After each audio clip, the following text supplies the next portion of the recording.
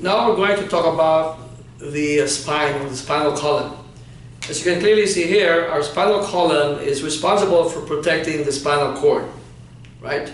The spinal cord is inside the spinal canal. The spinal column or the vertebral column is made up of 7 cervical vertebrae, C1 to C7, C standing for cervical. The first cervical vertebrae is called the atlas. Okay, so as you can see here, it's just a ring. Now what is unique to your cervical vertebrae is that it has what we call the transverse foramen in the transverse process. In the case of C1, it's just a ring. There is no cervical spinal body. Okay? In the cervical vertebrae, you have the transverse foramen, which allows the passage of your vertebral arteries over here. So let's make it unique. Now, at the same time, if you look at the typical cervical vertebrae, not only do we have transverse foramen in the transverse process, but observe that you have a bifid spinous process. Bifid means 1, 2, spinous process.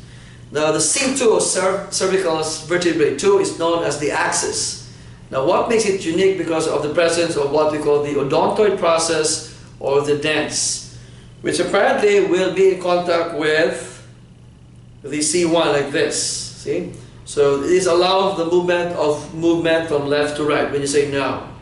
Right? Like this. Because it pivots on C2. C1 will pivot on C2.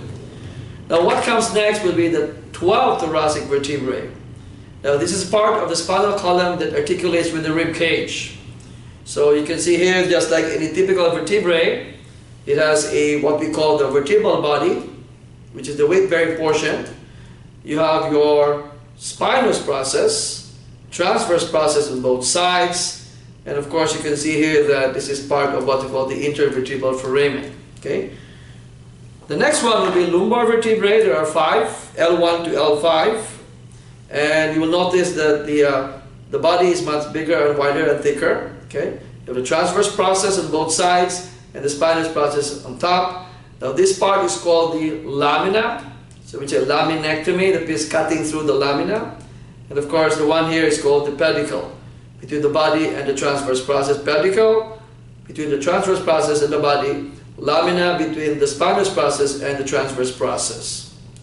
Again, there are only 5 lumbar vertebrae, L1 to L5. So again, it's very important. The spinal column is designed to protect the spinal cord. On the side here, you can see here that there are the disc between the 2 vertebral bodies. They're called the intervertebral disc. It is made up of 2 parts. The external part is called the annulus fibrosus, which is made of connective tissue.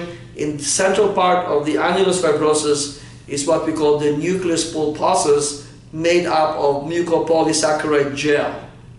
So this part, called the disc, is the shock absorber of the spine. It's a disc. Now on the side here, coming out with the intervertebral foramina are what we call spinal nerves.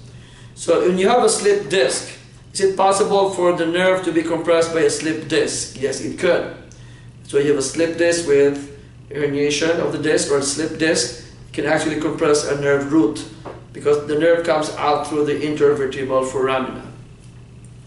Now in the case of a spinal column, we have different curvatures.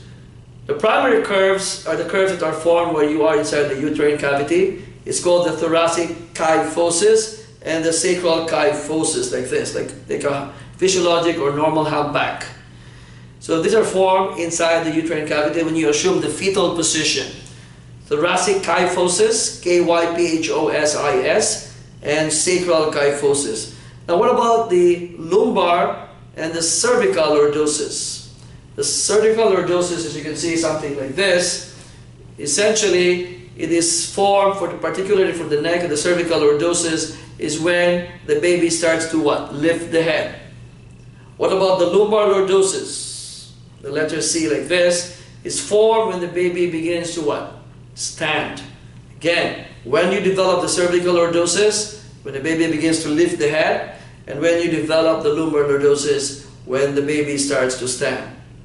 Okay? So again, it's very important to know the parts of the spinal column. That's it.